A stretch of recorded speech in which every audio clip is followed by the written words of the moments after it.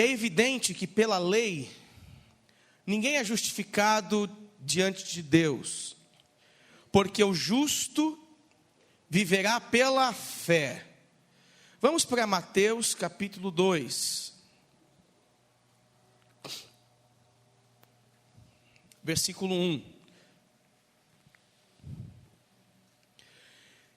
E tendo Jesus nascido em Belém da Judéia, em dias do rei Herodes, eis que vieram os magos do Oriente a Jerusalém, e perguntavam: onde está o recém-nascido rei dos judeus?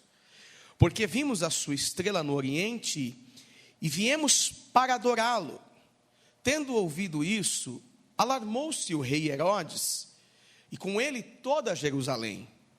Então, convocando todos os principais sacerdotes e escribas do povo, indagava deles onde o Cristo deveria nascer. Em Belém da Judéia, responderam ele, porque assim está escrito por intermédio do profeta: e tu, Belém, terra de Judá, não és de modo algum a menor entre as principais de Judá, porque de ti sairá o guia que há de apacentar o meu povo Israel. Com isto, Herodes, tendo chamado secretamente os magos, inquiriu deles com precisão quanto ao tempo em que a estrela aparecera. E enviando-os a Belém, disse-lhes: ide, informar-vos cuidadosamente a respeito do menino. E quando o tiverdes encontrado, avisa-me, para eu também ir adorá-lo. Depois de ouvirem o rei, partiram. E eis que a estrela que viram no Oriente os precedia, até que chegando, parou sobre onde estava o menino. E vendo eles a estrela, alegraram-se com grande e intenso júbilo. Entrando na casa, viram um menino com Maria, sua mãe, e prostrando-se o adoraram e abriram os seus tesouros, entregando-lhe suas ofertas, ouro, incenso e mirra. Amém. Meus irmãos, o meu objetivo aqui nessa noite é fazer uma ponte nesta fala do apóstolo Paulo aos Gálatas, capítulo 3, versículo 11, onde Paulo fala sobre fé. Fazer uma ponte com a narração de Mateus sobre esses magos que vêm do Oriente para recepcionar o Cristo e o seu nascimento. Mas antes de mais nada, eu preciso pensar com os irmãos numa introdução e pensar sobre esta ideia e sobre esta palavra que chama-se fé.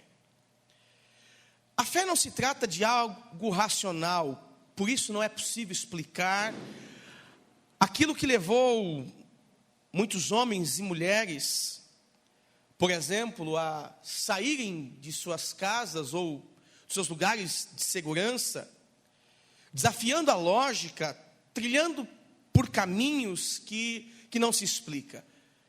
A fé não se trata de algo exatamente racional. E com isso, a fé não sendo algo exatamente racional, é impossível nós não enxergarmos ela nas páginas da Bíblia, onde diversos episódios, diversas histórias são construídas a partir de ações irracionais, aparentemente. Ações que parecem inicialmente não ter sentido, mas ao longo da história, essas ações vão se desenvolvendo e a gente vai entendendo o sentido, a gente vai entendendo a finalidade e a forma com que Deus trabalhou, com que Deus agiu, e logo a gente observa que, puxa, isso não foi outra coisa a não ser a ação, o poder de Deus agindo, trabalhando na vida de alguém, de uma cidade, de uma nação. Por exemplo, quando nós falamos de fé, nós podemos pensar Gênesis capítulo 12, no episódio de Abraão, um indivíduo que cresce a partir de uma tradição que nada tinha a ver com o Deus de Israel na época, uma tradição que nada tinha a ver com o culto dos hebreus, que ainda também não existiam, né? Abraão, ele vai sair de uma terra, do meio da casa de seu pai, ouvindo uma voz que para ele se apresenta como Deus, e naquele momento Abraão, ele dá um passo em uma direção que ele não sabia, que ele não imaginava, o que o aguardava, mas ele sai porque a voz dizia para ele, olha, vai para o lugar que eu estou te mandando, porque neste lugar eu vou te fazer uma grande nação, eu vou te abençoar, eu vou te engrandecer. Abraão, se tu uma bênção. Então, Abraão é movido por uma fé que nada tinha a ver com a lógica naquele momento. Abraão apenas obedece. Um outro episódio que me faz pensar numa fé que rompe com a racionalidade é o episódio do livro de Daniel, capítulo 3, por exemplo, versículo 14, em que 3 homens, Ananias, Misael e Azarias, eles são questionados, confrontados em relação à proposta do rei naquele momento. O rei dizia, olha, ei, vocês vão me adorar, vocês vão se prostrar, toda a cidade, todo o povo devem fazer isso. E a Bíblia diz que Ananias, Misael e Azarias, eles simplesmente resolvem não se dobrar diante de uma ordem real, cuja sentença seria a morte. Ora, quem é que em sã consciência, pensando em poupar a sua vida, não iria se dobrar para preservar a sua história?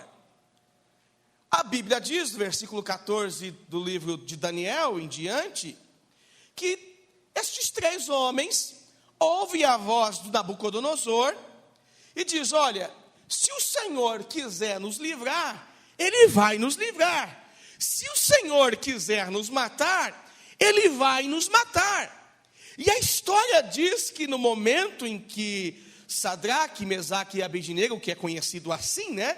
Os 3 homens que acabei de citar agora, eles são lançados na fornalha de fogo. Quem está lá enxergando esses 3 homens andando sem se queimar, segundo o que é contado para nós aqui, Nabucodonosor. Ou seja, foi uma atitude motivada pela fé, uma atitude nada racional, irracional.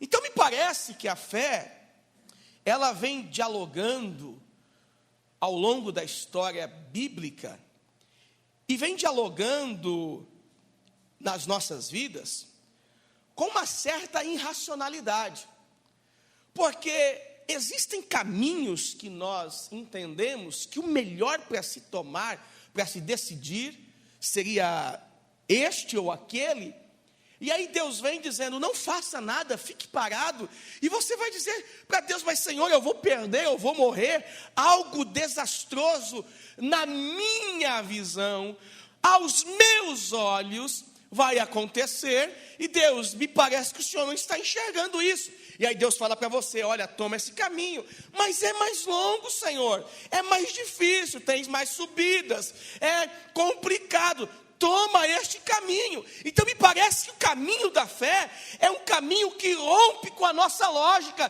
com a nossa racionalidade. E é exatamente este caminho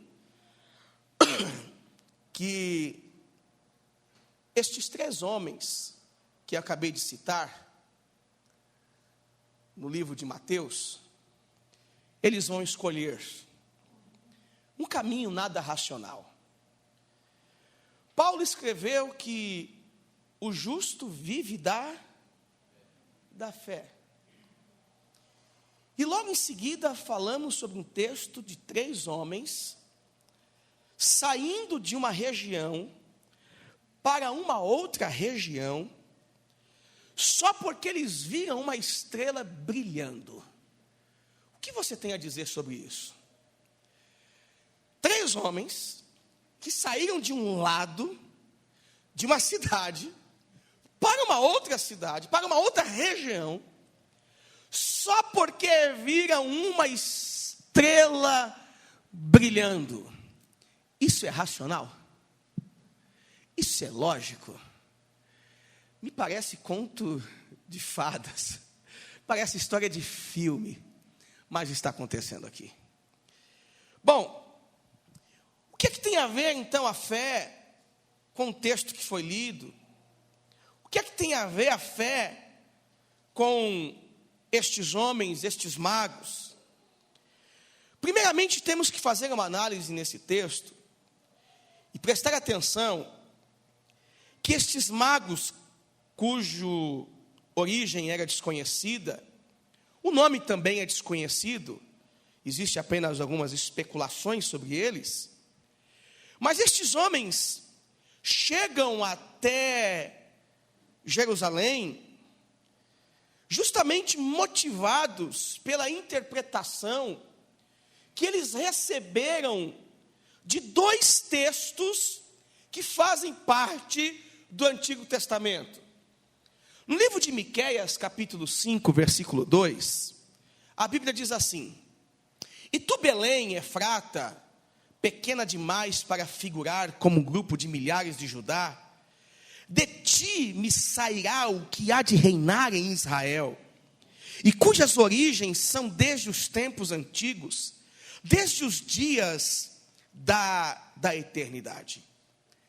Me parece que estes 3 homens, estes magos aqui, eles tiveram a interpretação deste texto e também do texto de Números, capítulo 24, versículo 17, que diz assim: Vê-lo-ei, mas não agora, contemplá-lo-ei, mas não de perto.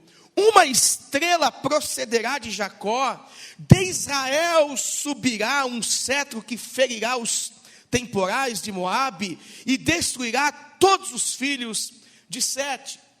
Me parece que esses homens que saem do Oriente, direcionados por esta estrela, eles são guiados por uma interpretação em que o Senhor, o Espírito do Senhor, traz aos seus corações, que os leva a entender que ao final, aonde aquela estrela iria parar, ali estava o Salvador, o prometido de todas as nações, aquele que Miqueias, que o Moisés profetizou, disse que iria surgir. Eles parecem que estão interpretando e indo na direção do que não é objetivo, do que não é racional, mas o que era interpretado por meio da fé. O Salvador vai nascer, a estrela é justamente o testemunho desta convicção que enche o nosso coração. Esse Salvador vai nascer.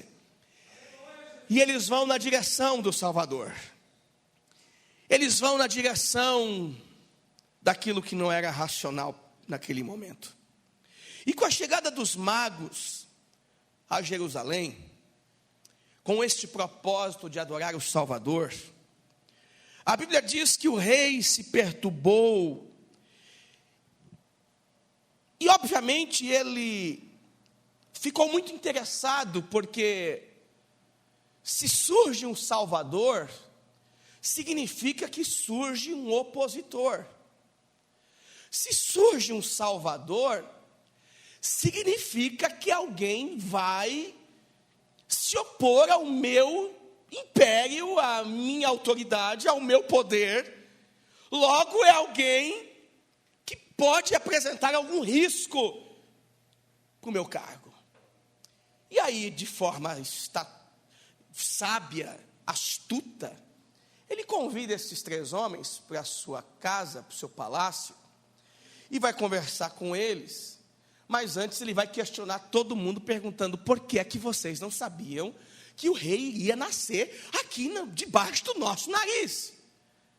Versículo 3 que nós lemos em Mateus 2 vai dizer assim: e tendo ouvido isso, alarmou-se o rei Herodes, com ele toda a Jerusalém.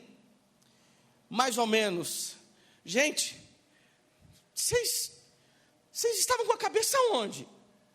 Tem gente vindo lá do Oriente para adorar o Salvador e vocês não me falam absolutamente nada. E aqui eu enxergo algo nesse texto que me traz uma certa preocupação. Porque eu acredito que toda a Bíblia Sagrada, que hoje existem muitas maneiras de nós carregarmos ela, no tablet, no papel, enfim, muitas maneiras, está na internet. A Bíblia Sagrada, para mim, ela é a palavra de Deus. Sendo ela a palavra de Deus, eu entendo que em todos os textos ou trechos da Bíblia, existe uma forma, uma possibilidade de Deus revelar alguma coisa aos nossos corações. Então, quando eu li esse texto, me parece que Deus está falando algo para nós, e é algo que me traz uma preocupação. Por quê? Herodes faz questiona os seus servos, questiona os religiosos, por que é que eles não tinham avisado ou não sabiam que o Salvador iria nascer? Os religiosos, por sua vez, não estavam nem aí para o possível nascimento do Salvador. Então esse texto traz a seguinte verdade a princípio no meu coração: Jerusalém e seus religiosos não tinham expectativa alguma quanto ao nascimento do rei e do Salvador. Quem conhecia profundamente as Escrituras não percebia a ação de Deus e seus sinais. Aqueles que estavam no templo não percebiam a obra de Deus em favor do mundo. Os judeus estavam tão envolvidos com a sua religião, mas não sabiam onde Jesus estava para o adorá-lo no momento do seu nascimento. Então esse episódio inicial do capítulo 2, que retrata Herodes questionando por que é que os fariseus, os religiosos, aqueles que estavam no culto, aqueles que praticavam a religião, não sabiam deste fato, esta afirmação, ela é um alerta para nós, porque isto também acontece conosco hoje, no século 21. Me parece que havia um espírito de indiferença com aquele que iria nascer. Havia um espírito de indiferença com aquele que Miqueias profetizou que iria nascer em Jerusalém. E é exatamente esse espírito de indiferença que está presente em nossas vidas, no nosso cotidiano, e principalmente na igreja deste século. A presença desses magos em Jerusalém, ela é um tapa na cara destes fariseus religiosos, que não davam a mínima para o prometido. Eles tratavam, e era assim, a sua religião como uma mera obrigação. Parece que algumas pessoas, essas pessoas que tiveram que andar de tão longe, elas foram orientadas pelo Espírito do Senhor, em busca apenas de achar o Salvador. Aquele espírito de indiferença que age nos nossos dias, é perceptível porque nós vemos hoje uma igreja preocupada, por exemplo, mais com um místico do que com Cristo. Ou estou falando alguma besteira?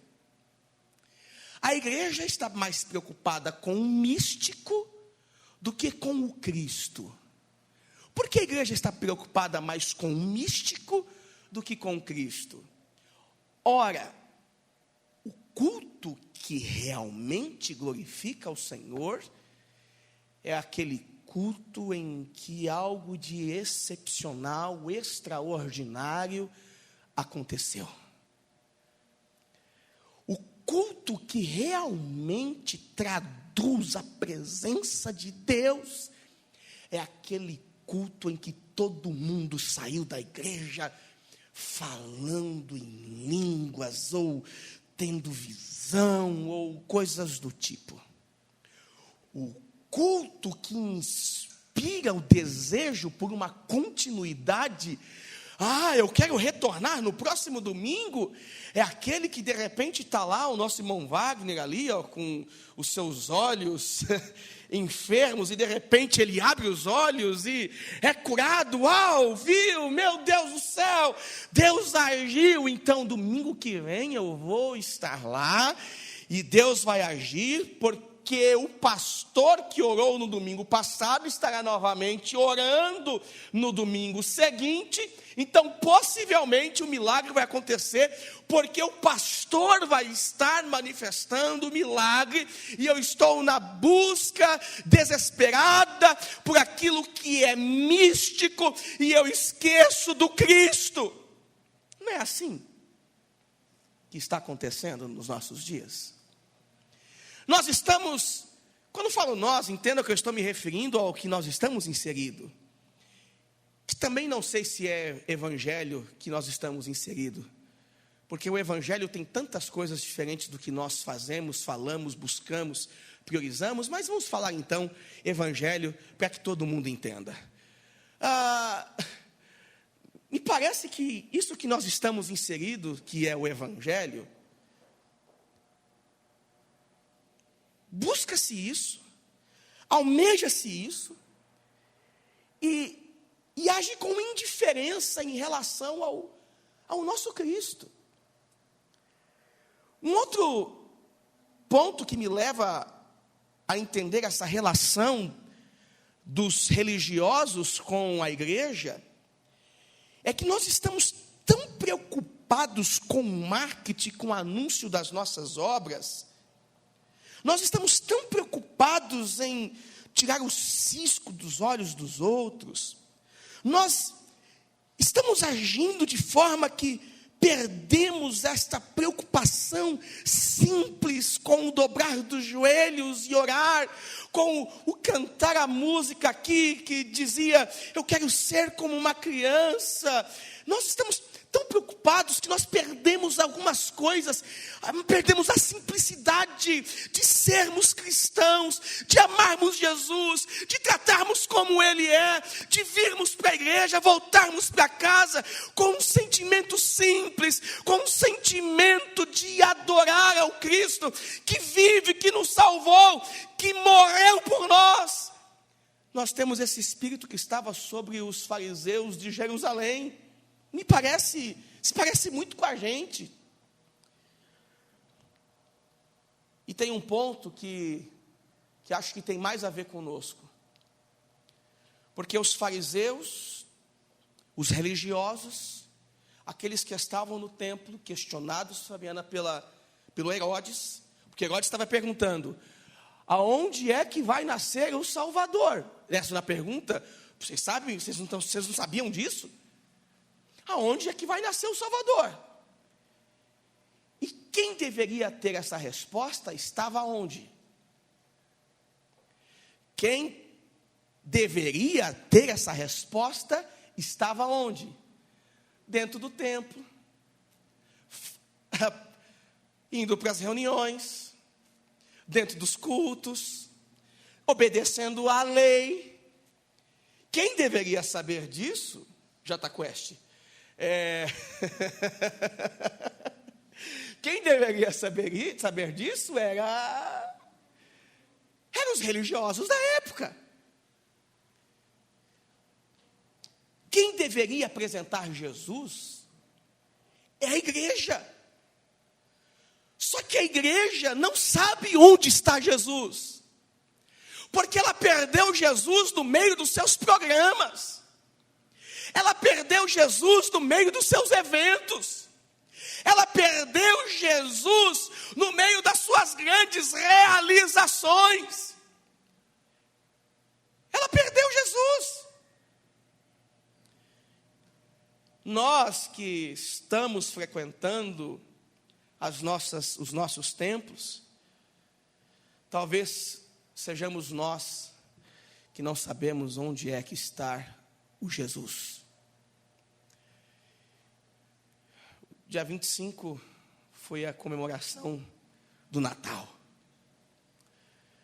Dia 25 a gente vê uma série de pessoas abraçando outras, vivendo aquele espírito fraternal.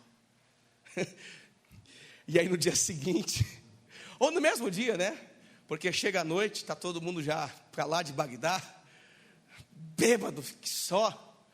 E aí o espírito que iniciou o dia já é dominado pelo espírito de Satanás, que promove a guerra, a luta, a destruição, a espada. E aí todo mundo só se lembra exatamente de como foi que chegou em casa, que não sabe, na verdade, nem como chegou em casa. E foi muito bonito agora que a Igreja Batista de Betânia, Batista Betânia, né?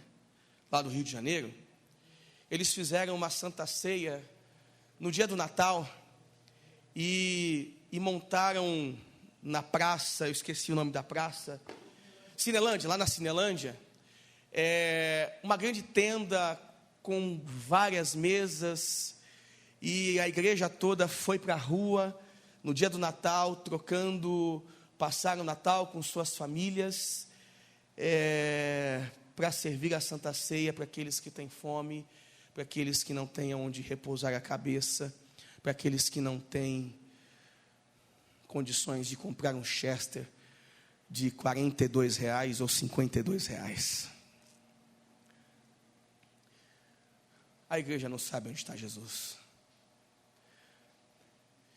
É mais ou menos, a gente está correndo atrás dos nossos próprios ideais, dos nossos próprios valores. A igreja não sabe onde está Jesus. E me parece que nós temos muito a ver com estes homens de Jerusalém.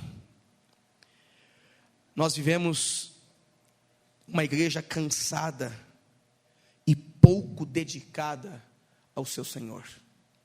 Veja como eu estou certo. Calma, eu sei que estou duro, mas vai melhorar um pouquinho lá na frente. Veja como nós estamos tão cegos quanto ao nosso estilo de vida. Porque estes homens, eles eram tão dedicados à sua religiosidade, às suas próprias vidas, que eles não sabiam onde estava ou nasceria o Salvador.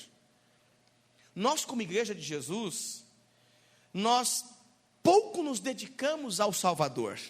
Por quê? Faça uma conta só, por favor. Os matemáticos aqui, a Regiane não é matemática, é português. Faça uma conta aí, por gentileza. Ângelo, o pessoal aí que você é meio maluco aí, Lucas, por favor, me ajude. 7 dias da semana vai incidir em quantas horas semanais? Me ajuda aí, 168 horas, é isso? Eu sabia que eu tinha que anotar essas coisas. 168 horas, é isso aí, né? 168 horas. A sua semana é constituída por 168 horas. E o seu culto?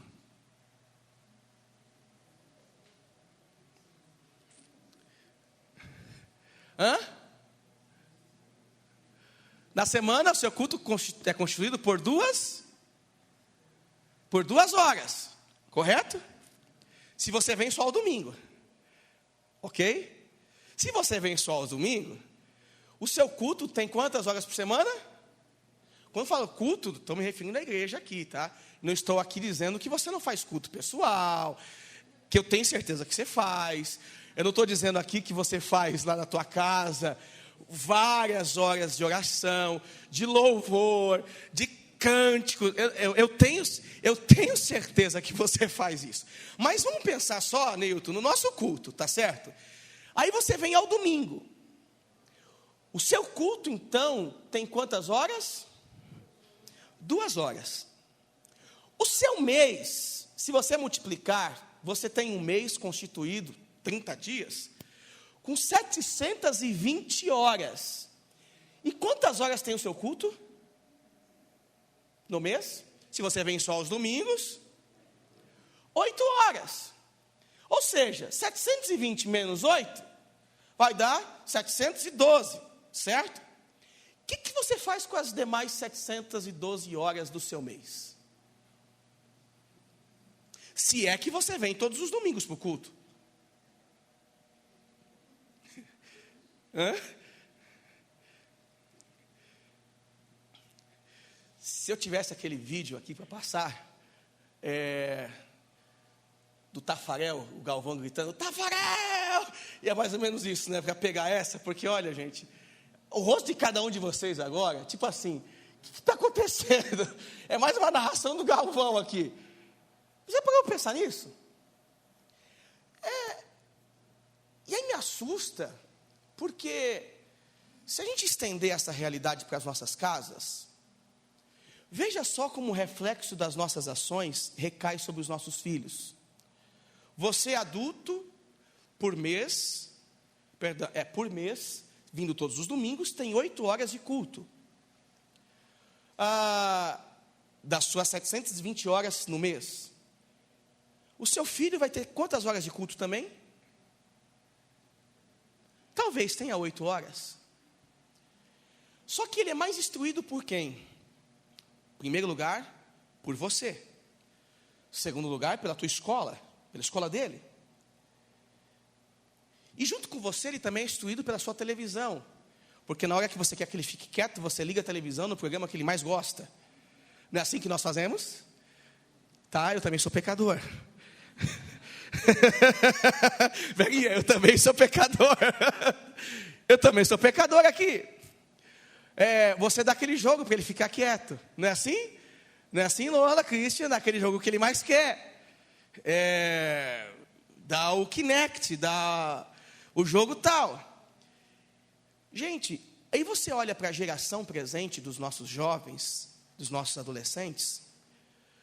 Quantos dos nossos jovens, irmão pastor Wagner, desejam ter um futuro ministerial?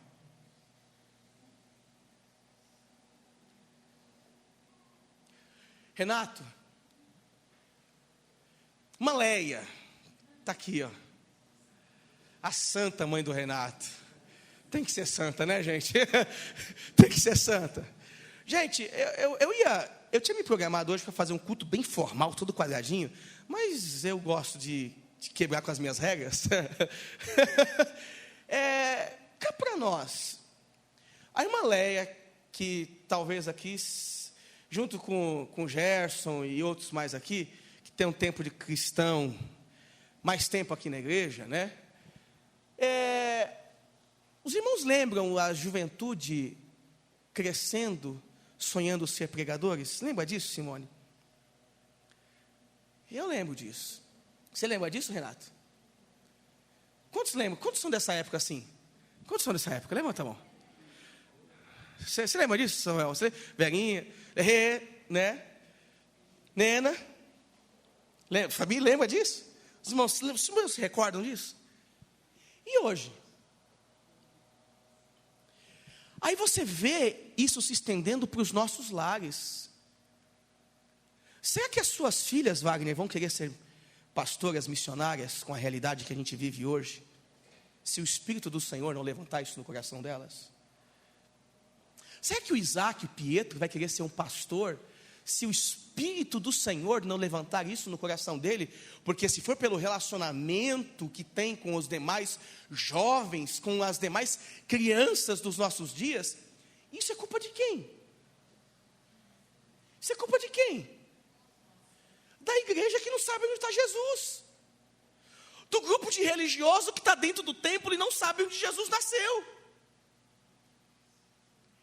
E aí eu me pergunto se eu sou um desse grupo. faço parte desse grupo de religiosos. Se eu constituo um destes chamados religiosos que não sabem onde Jesus nasceu. Será que vocês que tocam aqui, que são músicos, fazem parte da religiosidade daquela época, que não sabem para quem vocês estão tocando ou cantando também?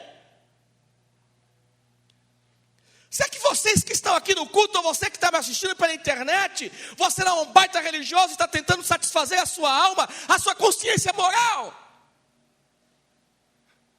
É bem isso, gente. Será que nós não somos como estes que Herodes está dizendo? Ei, aonde é que ele vai nascer? Vocês não sabem. E aí vem um grupo, uma caravana lá do Oriente, que a gente fala que é 3, mas não sabemos se é só 3. Homens, alguns homens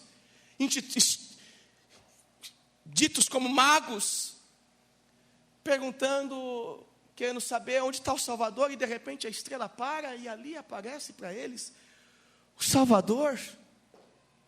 Para e pensa nisso. Aí você vem 8 horas do mês, você participa de culto, de que maneira? E às 712 horas, não, pastor, mas calma lá, eu durmo também, né, pastor? Pega lá. Tá, então tira o momento que você está dormindo, o que você está fazendo, infeliz? O que você está fazendo, meu irmão? Minha irmã? Não, pastor, eu estudo. Aí se resume em 4, 5 atividades, né? Parou para pensar nisso? Se resume em 4, 5 atividades, não mais do que isso. 4, 5 atividades e não mais do que isso. É noite para nós repensarmos alguma coisa. 2016 está aí. Se temos fé, e essa fé que não é racional, ela nos move e nos leva, deveria nos mover e nos levar na direção da obediência. A fé não nos deixa inertes, ou na inércia. Ela sempre nos impulsiona para avançar. E esse texto, então, ele vai trazer algumas lições práticas para as nossas vidas, que aqui eu quero compartilhar com os irmãos rapidamente. A primeira lição que esse texto dos magos quer nos apresentar é que quando nós somos guiados pelo Espírito do Senhor, a gente não perde de vista o Salvador. Quando nós somos guiados pelo Espírito do Senhor, nós não perdemos de vista o nosso Salvador. Nós não perdemos de vista. O rei Herodes estava perguntando, onde é que está o Salvador? Os fariseus estavam tentando relembrar a profecia, onde é que está o nosso Salvador? Os magos vieram do Oriente até Jerusalém, sendo guiados por uma estrela, sem perder de vista a imagem, a convicção da interpretação do texto que dizia, lá está o Salvador. Algumas pessoas não perderam de vista a imagem do seu Salvador. Não perca de vista a imagem do Salvador, a realidade do Salvador do seu coração. Não perca de vista isso. Não perca de vista isso. Pastor, mas eu estou vindo na igreja sempre. O problema não é esse. O problema é o que a gente está vendo no dia a dia, nos traz tanta decepção. O que a gente tem observado nas prateleiras disso que nós chamamos de evangelho, nos traz tanta decepção, que nos faz pensar que esse tal lance de viver em santidade, de estar no culto, de adorar ao Senhor, não é necessário por tanta mentira e hipocrisia vivida nos dias de hoje. Não perca de vista o Salvador. Existe gente séria. Existe gente lá na Cinelândia entregando comida para quem tem fome. Existe gente séria. Existe gente perdendo os seus dias para estar com pessoas que estão se recuperando, que nem os nossos irmãos aqui que estão lá no Pronove. Existe gente séria ainda, gente. Existe pessoas de Deus ainda. Segundo, esse texto me mostra que o Espírito de Deus nos motiva ao esforço necessário para adorá-lo. Eu fico pensando, esses homens começam uma caminhada que, segundo alguns pesquisadores, cerca de quase 1.600 quilômetros aproximadamente. Eles saem de uma região até outra com a necessidade de adorar aquele que estava sendo anunciado há tantos anos atrás.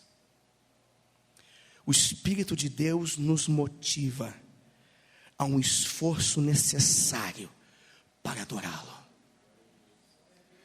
O Espírito do Senhor te motiva. O Espírito do Senhor te motiva. É o Espírito do Senhor que faz vocês atravessarem a cidade para estar aqui. Renato, Sueli. É o Espírito do Senhor que me motivou a estar aqui, J Quest. É o Espírito do Senhor que te motivou a sair da sua casa para vir para cá, para o culto. É o Espírito do Senhor.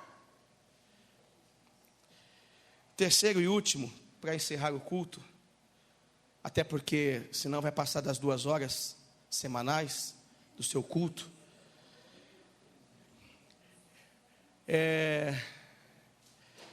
O Espírito do Senhor nos motiva a apresentar nossos principais tesouros que carregamos no decorrer da viagem. Veja só o capítulo 2, versículo 10, por favor, do Evangelho de Mateus.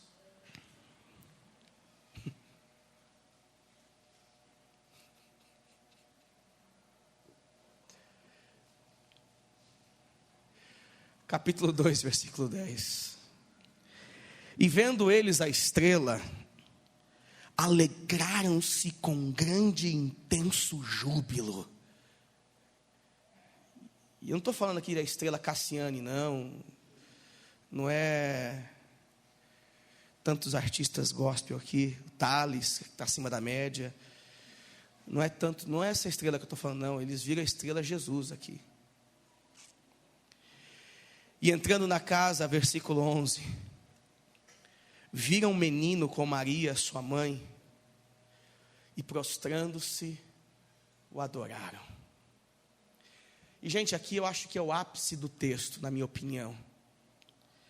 E abrindo seus tesouros, entregaram-lhe suas ofertas: ouro, incenso e mirra. Mais ou menos, Ailton, eles estavam fazendo o seguinte: ouro para um rei, incenso para um mortal, mirra para um mortal, incenso para um Deus.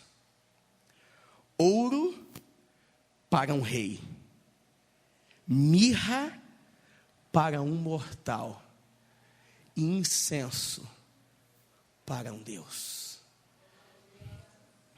É mais ou menos isso que eles estavam oferecendo a Jesus.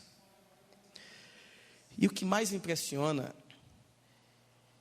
é a disposição destes homens de abrir seus tesouros para entregar suas ofertas. Isso me leva a encerrar essa noite, essa pregação, dizendo que faz sentido você estar num culto como esse, faz sentido você crer em Jesus, se você tiver coragem de chegar pertinho dele e escancarar os tesouros do seu coração, para que ele tenha acesso aos segredos da tua vida. Porque às vezes a gente tem uma vida cristã com tantos segredos, e estes 3 homens atravessam cidades para chegar diante do Salvador e escancarar os seus tesouros e dizer: aqui está ouro para um rei, mirra para este que é mortal, e incenso para este que significa é o nosso Deus. Você tem coragem de abrir o seu coração e revelar os teus mais preciosos tesouros para Jesus? Sabe o que é isso, Ronaldo? Abrir o seu coração e revelar os seus mais preciosos tesouros. Isso é fé que rompe com a nossa racionalidade. Isso é fé. Isso é fé. E eu quero, dentro desse culto, que o Espírito Santo vem nos conduzindo a refletir sobre onde é que está Jesus. E essa descoberta só pode ser feita por uma fé simples, às vezes infantil. Eu quero te levar a pensar sobre o que vai ser da sua vida cristã para o próximo ano. O que vai ser da sua vida cristã para o próximo ano? Porque eu temo, Samuel, se nós não vamos estar como o rei Herodes e os seus religiosos. Onde é que está o Jesus? Aonde é que está Jesus? Aonde é que está Jesus, Roberta? Onde é que está Jesus? Aonde é que está Jesus?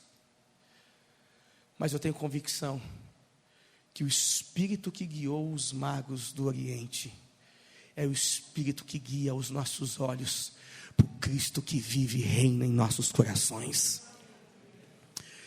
O Espírito que guiou os magos do Oriente é o Espírito que guia os nossos olhos, as nossas vidas. É o Espírito que guia os nossos corações a mantermos convicção diante do Senhor, dizendo: Deus, eu não vou parar, eu não vou desistir, eu não vou desanimar, eu não vou abrir mão da minha fé por conta de nada que eu estou vendo, nada que eu estou presenciando, enxergando ao meu redor. É o último domingo deste ano. É o último culto de domingo. 2016 está aí, Michele. Como vai ser a nossa vida cristã? Como vai ser? Como será a nossa vida cristã? Helder, casal lindo, Ariane, como vai ser a vida cristã de vocês? Quais serão os objetivos? Eu me assusto, porque eu vejo esta semelhança, Tiago, com os fariseus, com Herodes, com a igreja, com a gente, com as nossas vidas. E talvez o meu pedido aqui, Rogério, hoje seja: perdão, Deus. Perdão, porque por vezes, nós como igreja, esquecemos do Senhor e priorizamos a velha e hipócrita religião. Ao invés de religarmos o homem a Deus, a gente desliga o homem de Deus. Essa é a realidade. Deus, perdoe-nos, porque às vezes somos como Herodes. Deus, perdoe-nos. Deus, perdoe-nos. Deus, perdoe-nos. Deus, perdoe-nos. Deus, perdoe-nos. Deus, perdoe-nos. Perdoe-nos porque ao longo deste ano deixamos de fazer tantas coisas. Deixamos de fazer tantas coisas.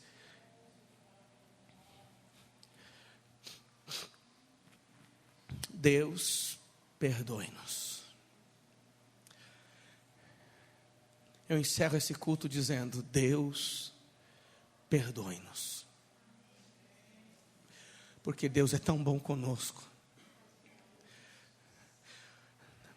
No nosso mês, nas nossas 712 horas que a gente não está no culto, Deus continua sendo tão bom conosco. E nas nossas 8 horas a gente sai daqui dizendo ainda: o culto não foi bom e Deus não falou comigo. Eu não recebi absolutamente nada. Deus, perdoe-nos. Deus, perdoe-nos.